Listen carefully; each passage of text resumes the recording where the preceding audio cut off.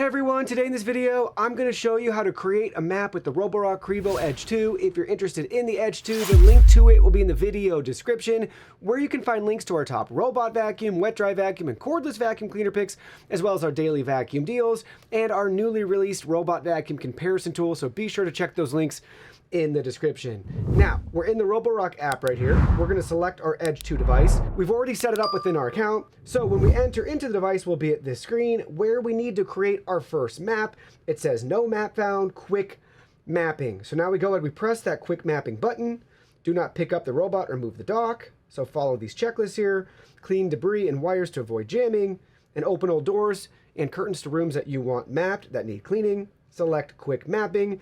And now it's going to go ahead, it's going to depart from the station, it's going to go around the house, it's going to create that initial map, it'll come back to the station, it will initialize that map, save that map, and then we can edit that map if needed. So now we just wait for the robot. It takes anywhere between 5 and 10 minutes, maybe a little longer depending on how large your floor plan is or how complex it is to get the map going, but not too bad at all. It's very efficient. So now we wait for it to finish mapping.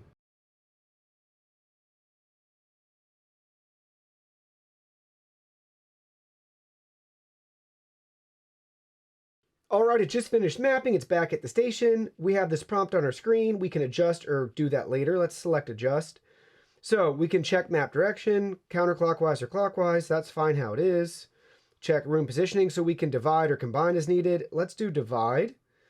So from here, we want to do a divide here. We'll actually do it a little bit further up. Hit divide, boom, there we go. And then we can check room partitions. That looks fine. We can name the rooms. We can add no-go zones. We can add thresholds. We can add furniture if you want. And then we can go ahead, we can clean or go back.